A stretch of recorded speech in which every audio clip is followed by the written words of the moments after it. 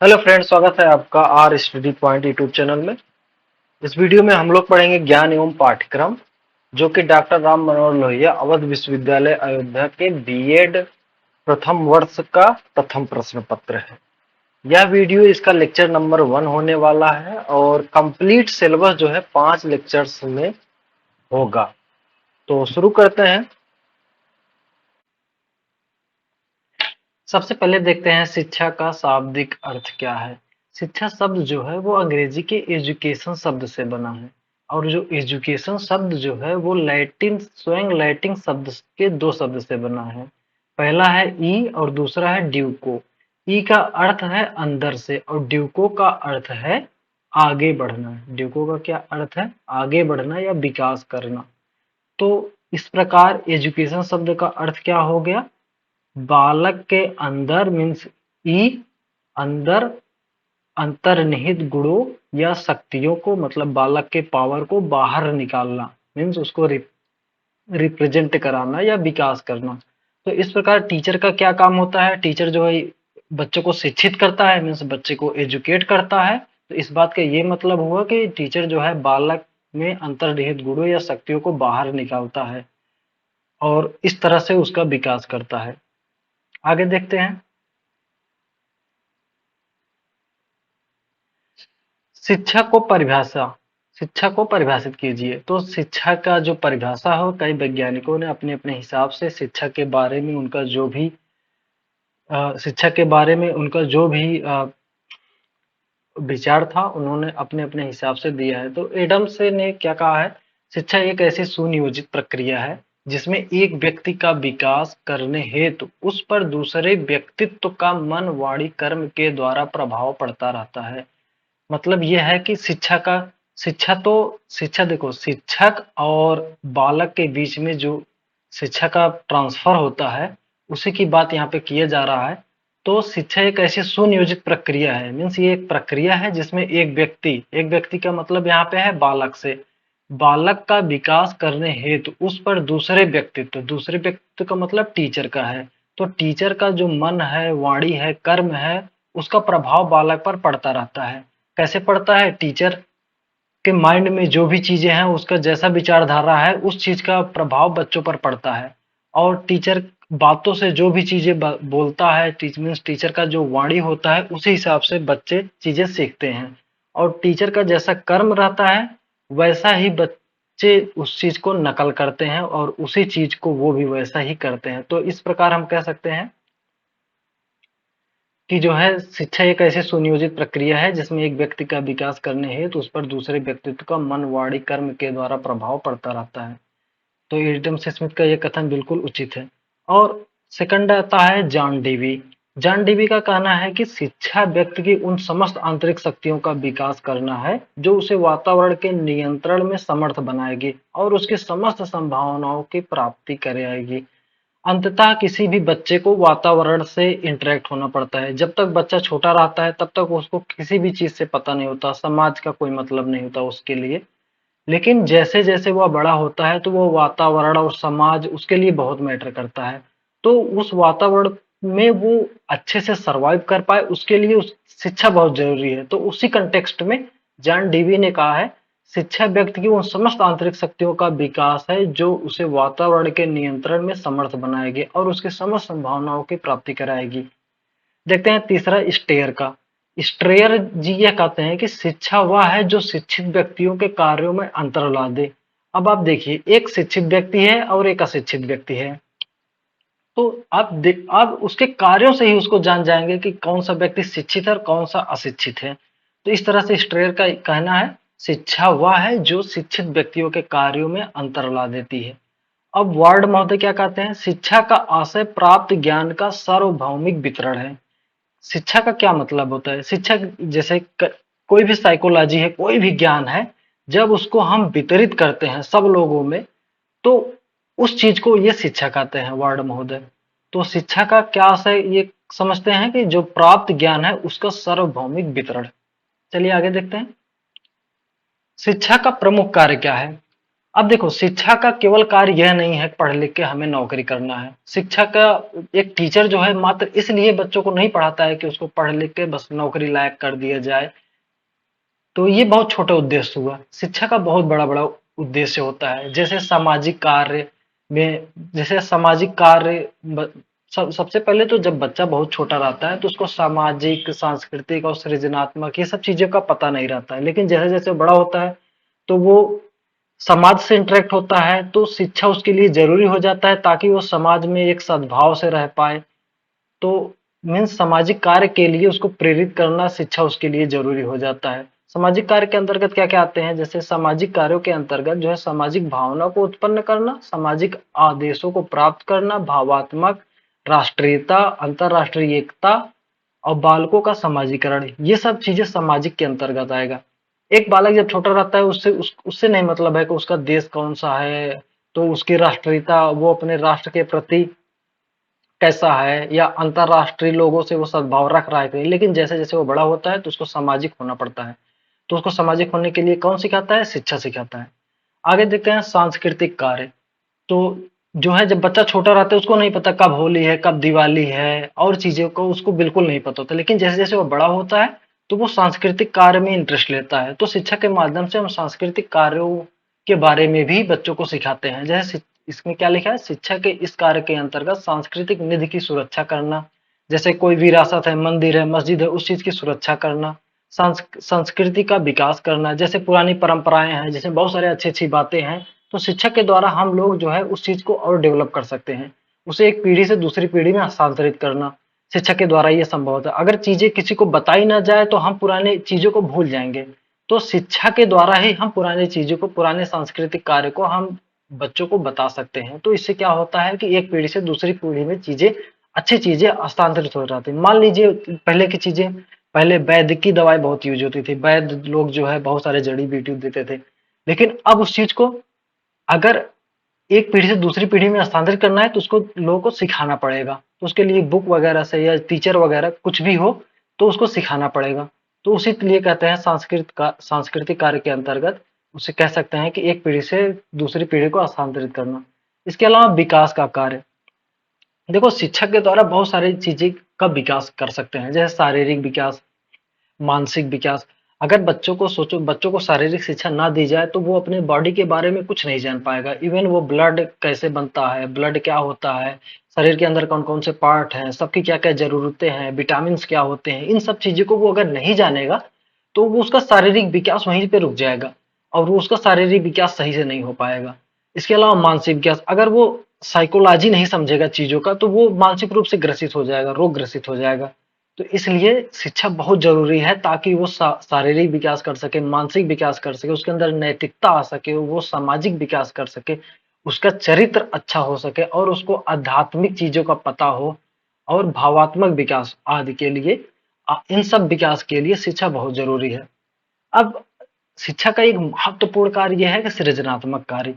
सृजन सृजन का क्या मतलब होता है, जैसे भगवान ने इस पूरी सृष्टि का सृजन किया है। सृजन का मतलब होता है किसी नए चीज को बनाना, और ये चीजें शिक्षा के द्वारा ही हो सकती है। अगर कोई अशिक्षित है वो उसको नए चीज को बनाने में वो इतना रुचि नहीं लेगा। लेकिन अगर शिक्षित लोग हैं तो वो नई चीज बनाने में बहुत रुचि लेते हैं। तो पहले इसको पढ़ लेते हैं फिर इसका मीनिंग बता देते हैं। शिक्षा जो है वो गत्यात्मक एवं क्रियात्मक प्रक्रिया है, इसलिए कुछ न कुछ समाज में रचनात्मक एवं सृजनात्मक कार्य होते रहते हैं। इसमें हस्तकला उद्योग, विज्ञान, नृत्य, संगीत, कृषि, वाणिज्य आदि को रखा गया है। अब देखो विज्ञान ने कितनी कितनी चीजों का सृजन किया है, मोबाइल का सृजन किया है, लैपटॉप का सृजन किया है, हेलीकॉप्टर, जहाज इत्यादि चीजों का सृजन किया है। ये सब चीजें किससे संभव हुआ, शिक्षा से ही तो संभव हुआ। और नृत्य में देखते हैं कि कई तरह के नृत्य होते हैं जो है, शिक्षा का मतलब ये नहीं है किताब विज्ञान, जो एक टीचर जो है दूसरों को सिखाता रहता है और बहुत सारी चीजें उसमें डेवलप करता रहता है, बहुत सारे नए नए पोजीशंस जो है वो लाता रहता है। तो कह सकते हैं कि नृत्य, संगीत में भी शिक्षा का बहुत बड़ा महत्व है। कृषि, आजकल देखो कृषि की कितनी पढ़ाइयाँ होती हैं, अगर उस चीज को नहीं पढ़े लोग तो कृषि कृषि बहुत पीछे हो जाएगा। कृषि के मामले में समझ लीजिए कि बहुत पीछे हो जाएगा अगर हम कृषि विज्ञान को सही से बच्चों को ना पढ़ाया जाए या कृषि की चीजों को अपने खेतों में ना यूज किया जाए। वाणिज्य, अगर लोग पढ़े लिखे नहीं रहेंगे तो पैसे का मैनेजमेंट नहीं कर पाएंगे। तो इस तरह से कह सकते हैं जो है सृजनात्मक कार्य के लिए शिक्षा बहुत जरूरी है। हस्तकला उद्योग भी इसी के अंतर्गत आ जाता है। आगे देखते हैं। शिक्षा के वैयक्तिक उद्देश्य की व्याख्या कीजिए। वैयक्तिक का मतलब होता है एक विशेष व्यक्ति के लिए शिक्षा का क्या उद्देश्य होगा। समाज को छोड़ दो, हर चीज को भूल जाओ, एक विशेष व्यक्ति, केवल तुम खुद को देखो, तुम्हारे केवल खुद के लिए, नौकरी वोकरी के लिए नहीं, तुम्हारे खुद के लिए शिक्षा का क्या महत्व है उसको देखते हैं। व्यक्ति की अंतः शक्तियों को जागृत कर उसका विकास करना शिक्षा का मूल उद्देश्य है। मनोविज्ञान द्वारा यह प्रमाणित हो चुका है कि प्रत्येक बालक दूसरे से भिन्न रुचि, गुण, सीमा, विकास वाला होता है। पहले क्या होता था, पहले जो है सारे बालकों को एक तरह का शिक्षा दिया जाता था, जबकि ऐसा अब नहीं है। अब वैज्ञानिकों, मनोवैज्ञानिकों ने यह प्रमाणित किया है कि सभी बालक जो है एक दूसरे से रुचि में, गुण में, सीमा में, विकास में भिन्न होते हैं। सबके सीखने की अलग अलग लिमिट होती है। तो इसलिए सबका सिलेबस और सबके लिए अलग अलग शिक्षक का प्रबंधन होना चाहिए। हालांकि ऐसा 100% संभव नहीं है, लेकिन कुछ हद तक ऐसा किया जा सकता है। अतः वही शिक्षा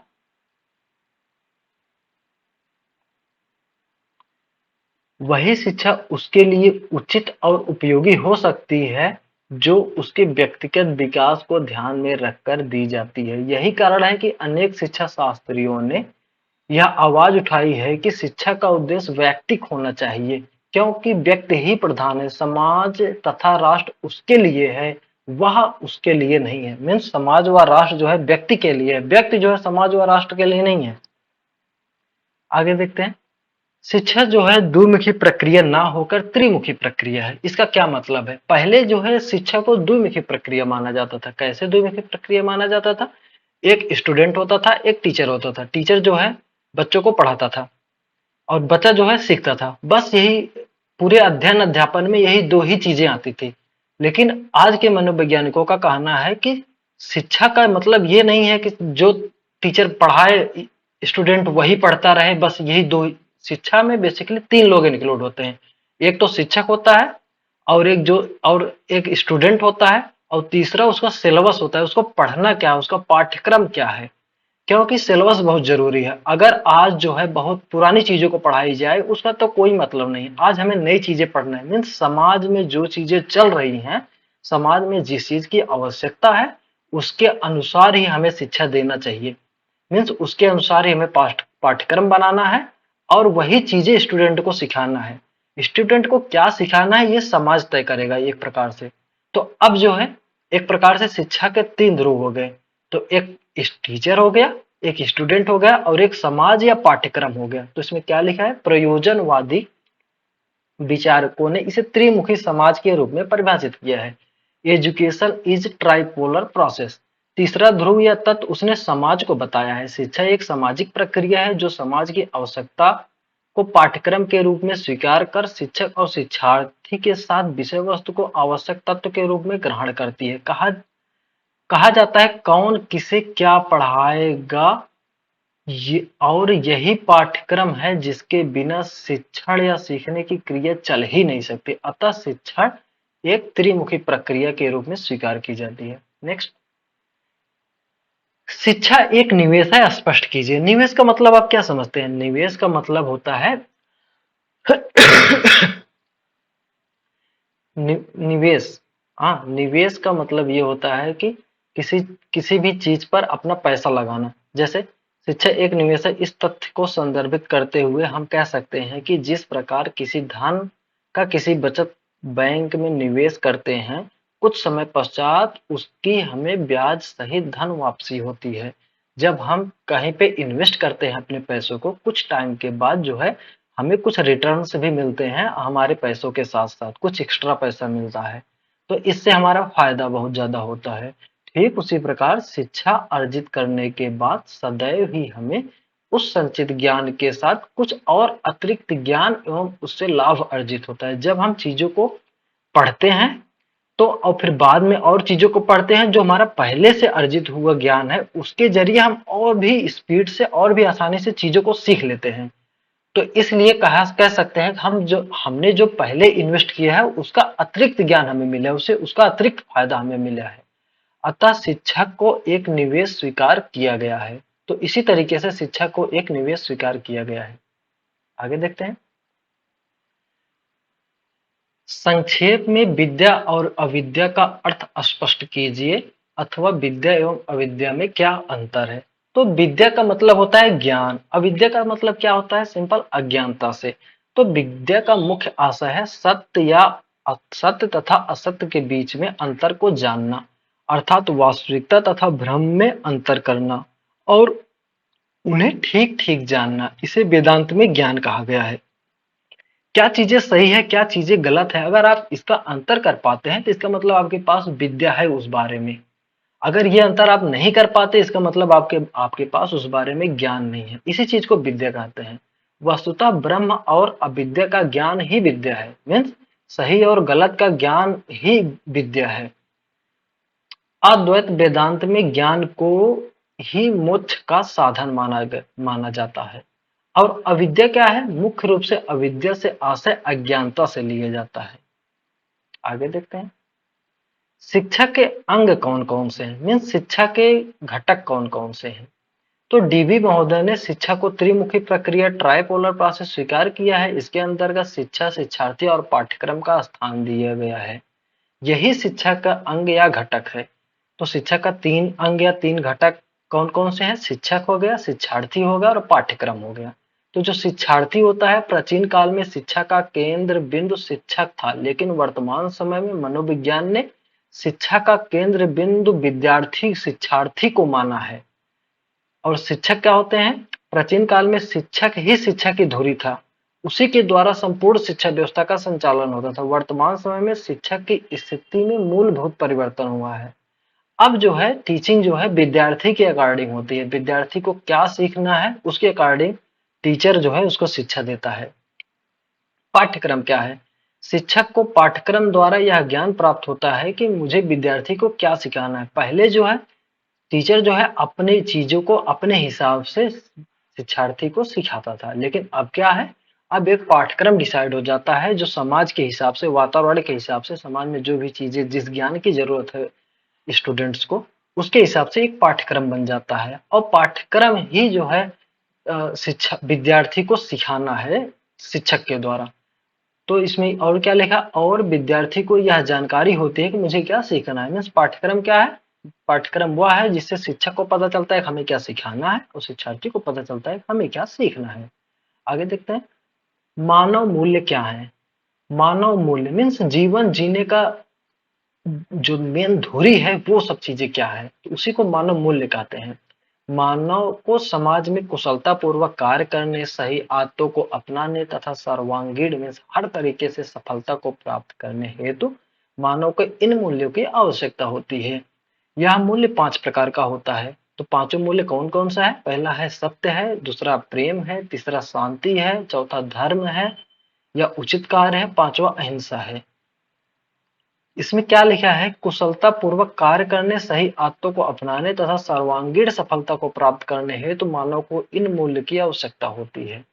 अगर आपको खुश रहना है तो आपको पैसे के अलावा इन सब चीजों पर भी ध्यान देना है। आपको सत्य की तरफ रहना है, आपको प्रेम से रहना है, शांति शांति ही सुख का कारण होता है, धर्म से सुख मिलता है, धर्म मतलब उचित कार्य से सुख मिलता है, और अहिंसा लोगों को ना सताना ना मारना, ये सब चीजें मानव का मूल्य है और इन्हीं से मानव को असली सुख मिलता है। मानव जीवन में मानव की सफलता है इन मूल्य का होना अत्यंत आवश्यक है। इन्हें ही सार्वभौमिक या सर्वव्यापी या विश्वव्यापी मूल्य कहा जाता है। इन्हीं मूल्यों को कई देशों और संस्कृतियों ने अपनाया है, इंडिया में भी इसका ही प्रचलन है बेसिकली। मानव मूल्यों के परिवर्तन में सामाजिक परंपराओं का क्या भूमिका है। जो मानव मूल्य का जो हमेशा देखो, पहले के टाइम में मानव का मूल्य कुछ और था, अब के टाइम में मानव का मूल्य में भारी भरकम चेंज हुआ है। मूल्यों में समाज के हिसाब से मानव का मूल्य चेंज होता रहता है। आदि मानव के टाइम पे कोई मूल्य नहीं था, जानवरों को मार के खाते थे, कैसे कैसे जीवन व्यतीत करते, लेकिन धीरे धीरे जैसे जैसे समाज बदलता है वैसे वैसे मानवों का मूल्य बदलता है। फिलहाल मानवों का मूल्य में परिवर्तन में सामाजिक परंपराओं की भूमिका होती है।